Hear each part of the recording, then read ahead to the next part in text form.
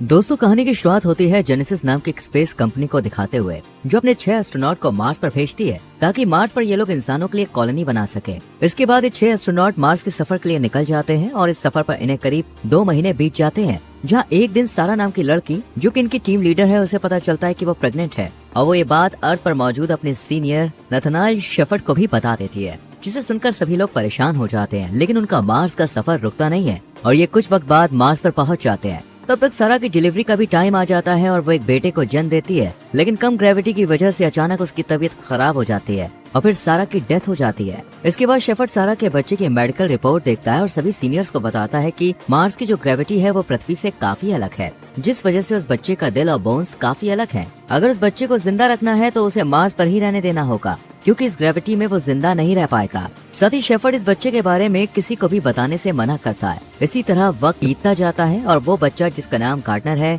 वो अब 16 साल का हो जाता है। गार्डनर ने अपनी पूरी जिंदगी में सिर्फ 14 लोगों को ही देखा था। साथ ही वो काफी इंटेलिजेंट भी होता है, लेकिन उसे ना तो अपनी मॉम के बारे में ज्यादा कुछ पता होता है और ना ही डैड के बारे में। वो एस्ट्रोनॉट के साथ मार्स पर एक रिसर्च कैंप में रहता है, जहाँ उसे अपनी माँ के नाम का एक लॉकर दिखाई देता है। और गार्डनर जब उस लॉकर को हैक करके खोलता है तो उसमें उसे एक पेन ड्राइव और एक अंगूठी मिलती है। वो उस अंगूठी को पहन लेता है और पेन ड्राइव को जब चेक करता है तो उसमें उसे एक वीडियो मिलती है, जहाँ वो पहली बार अपनी मॉम को एक आदमी के साथ काफी एंजॉय करते हुए देखता है। उसे लगता है कि शायद यही उसके डैड हैं। इसके बाद वो उनकी वीडियो का स्क्रीनशॉट लेकर उनका एक फोटो निकालता है और उसे अपने पास रख लेता है। आगे हम गार्डनर को अर्थ पर एक लड़की से चैट करते हुए देखते हैं, जिसका नाम तुलसा है। तुलसा गार्डनर से कहती है कि मैं अपनी जिंदगी अपनी मर्जी से जीना चाहती हूँ, साथ ही कई जगहों पर घूमना चाहती हूँ। इस पर गार्डनर उसे जवाब देते हुए कहता है कि काश मैं भी यह कह पाता। ये सुनकर तुलसा उससे पूछती है कि तुम्हें कौन रोकता है। इस पर वो उसे कहता है माई डिसीज ऑस्टियोजेनेसिस इम्परफेक्टा, यानी इसकी बोन्स काफी कमजोर है, जिस वजह से वो घर से बाहर नहीं जा सकता। साथ ही वो तुलसा को बताता है कि वो किसी घर में नहीं बल्कि पेंट हाउस में रहता है, जो पार्क एवेन्यू पर है। लेकिन तुलसा को उसकी बात पर यकीन नहीं होता है। इसके बाद हम गार्डनर को मार्स पर काफी तेज स्पीड में एक व्हीकल चलाते हुए देखते हैं, जिस वजह से वो गिर जाता है और उसका ऑक्सीजन पाइप निकल जाता है। ऑक्सीजन न मिलने की वजह से गार्डनर मरने ही वाला होता है कि तभी यहाँ कैंड्रा आ जाती है, जो गार्डनर को अपने बेटे की तरह समझती थी। वो जल्दी से उसे संभालती है और उसे समझाते हुए कहती है कि ऐसी गलती दोबारा मत करना, क्योंकि मैं तुमसे बहुत प्यार करती हूँ और तुम्हें खोना नहीं चाहती हूँ। ये सुनकर गार्डनर भी थोड़ा इमोशनल हो जाता है और इतने में ही कैंड्रा की नजर डेस्क पर पड़ी फोटो पर पड़ती है, जिसे देखकर वो समझ जाती है कि गार्डनर अपने पास्ट के बारे में जानना चाहता है। इसलिए वो अपने सीनियर शेफर्ड को कॉल कर उससे कहती है कि मुझे अब गार्डनर को अर्थ पर ले जाने की परमिशन चाहिए। लेकिन शेफर्ड मना कर देता है और कैंड्रा से कहता है कि ऐसा मुमकिन नहीं है, इसलिए गार्डनर की सर्जरी करनी पड़ेगी, तभी वो अर्थ पर रह पाएगा। ये सुनकर कैंड्रा उसे किसी तरह मना लेती है और फिर गार्डनर की सर्जरी होती है, जिसके बाद उसकी फिजिकल फिटनेस को भी मेंटेन किया जाता है। और इन सब में करीब 2 महीने बीत जाते हैं। एक रात गार्डनर तुलसा को वीडियो कॉल कर उसे बताता है कि वो जल्द ही उससे मिलने आ रहा है, जिसके बाद गार्डनर अर्थ के लिए अपना सफर शुरू करता है, जहाँ कैंड्रा भी उसके साथ थी। जैसे ही वो अर्थ पर लैंड करता है, उस पर कई तरह के ट्रीटमेंट किए जाते हैं ताकि पता लगाया जा सके कि वो यहाँ रह भी सकता है या नहीं, और गार्डनर इसमें फेल हो जाता है, यानी वो यहाँ पे रहने लायक नहीं है। इसलिए उसे दोबारा मार्स पर भेजने की तैयारी शुरू हो जाती है। गार्डनर को जब पता चलता है कि ये सब उसे दोबारा मार्स पर भेज रहे हैं, तो वो यहाँ से चुपचाप भाग जाता है और आज वो पहली बार बिना ऑक्सीजन मास्क के खुले आसमान के नीचे घूम रहा था। ये देखकर वो बहुत खुश होता है। इसी दौरान बारिश भी होने लगती है और गार्डनर पहली बार बारिश को एंजॉय करता है। वही हम कैंड्रा को गार्डनर की वजह से काफी परेशान देखते हैं। तभी उसे याद आता है कि गार्डनर तुलसा नाम की लड़की से बात करता है, इसलिए वो शेफर्ड को लेकर गार्डनर को ढूंढने के लिए निकल जाती है। वहीं दूसरी तरफ गार्डनर तुलसा से मिलने के लिए उसके कॉलेज में पहुंच जाता है, जहाँ वो तुलसा को देखकर उसका नाम पुकारता है। पहले तो वो उसे पहचान नहीं पाती है, लेकिन जब गार्डनर उसे अपना नाम बताता है तो वो उसे एक जोरदार थप्पड़ मारती है और उससे कहती है कि तुम 7 महीने से कहाँ गायब थे। इसके बाद दोनों एक दूसरे को गले लगाते हैं और गार्डनर तुलसा के साथ उसके क्लासरूम में आ जाता है, जहाँ वो उसे ही देखता रहता है। इसी दौरान टीचर सभी स्टूडेंट से पूछती है कि बल्ब और टेलीफोन की खोज किसने की थी। इस पर तुलसा एडिसन का नाम लेती है।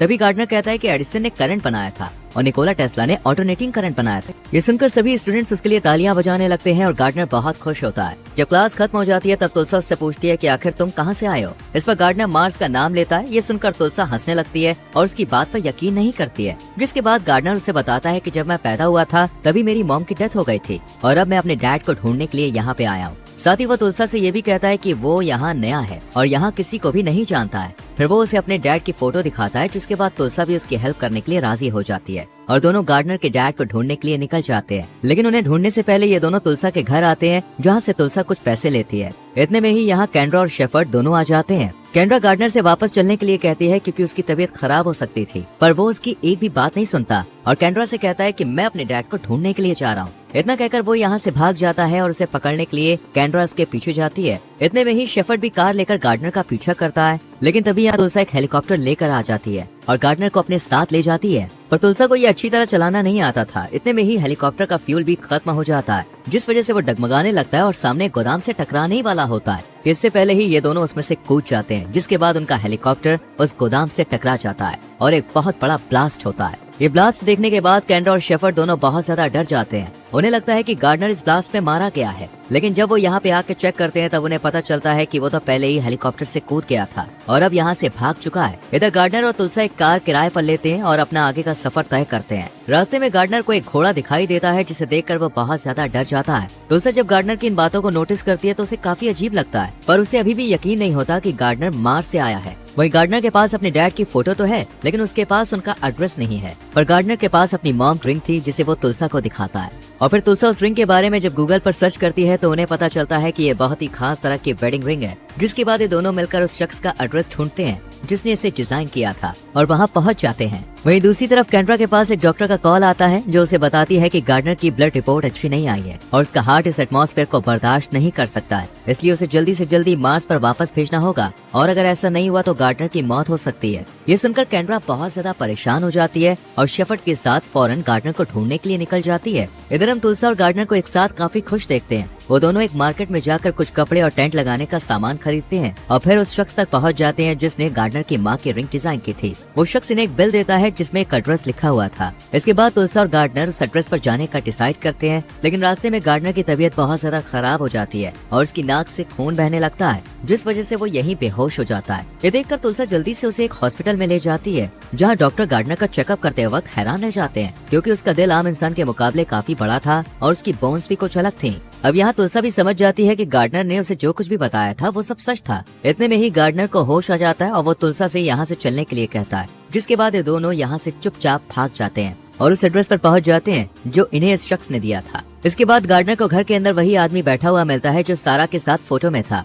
गार्डनर इसे देखकर बहुत खुश होता है, क्योंकि उसे लगता है कि यही उसके डैड हैं। वो जल्दी से उन्हें फोटो दिखाता है और बताता है कि सारा मेरी मॉम थी और मुझे जन्म देते वक्त उनकी डेथ हो गई। इस पर वो शख्स गार्डनर से कहता है कि सारा की डेथ एक एक्सीडेंटल डेथ थी। ये सुनकर गार्डनर मना करते हुए कहता है कि नहीं, ये सच नहीं है और मैं आपका बेटा हूँ। वो शख्स गुस्से में पुलिस को कॉल करने लगता है। तब तुलसा उसे रोकती है और उससे कहती है कि ये इस प्लेनेट पर किसी को नहीं जानता है, ये सिर्फ तुमसे मिलने के लिए इतनी दूर आया है। इस पर वो शख्स उसे कहता है कि सारा मेरी बहन थी। ये सुनकर तुलसा एकदम शॉक रह जाती है और जब वो पीछे मुड़ कर देखती है तो गार्डनर वहाँ पे नहीं होता है। वो जल्दी से बीच पर जाकर गार्डनर को बताती है कि ये तुम्हारे डैड नहीं बल्कि अंकल हैं। ये सुनकर गार्डनर तुलसा से कहता है कि मैं अपनी मॉम को महसूस कर सकता हूँ, क्योंकि ये वही जगह है जहाँ मेरी मॉम वीडियो में थी और अब मैं यहीं मरना चाहता हूँ। इतना कहकर वो समुद्र के अंदर चला जाता है, पर तभी यहाँ शेफर्ड और केंड्रा दोनों आकर उसे बचा लेते हैं। उसकी हालत देखकर शेफर्ड बहुत रोता है। इसके बाद गार्डनर शेफर्ड से पूछता है कि मेरी माँ कैसी थी। इस पर वो उसे कहता है कि वो बहुत ही फेयरलेस और काइंड थी। ये सुनकर गार्डनर समझ जाता है और शेफर्ड से कहता है कि तुम ही मेरे डैड हो ना। इस पर वो उसे हाँ में जवाब देता है। इतने में ही यहाँ एम्बुलेंस भी आ जाती है,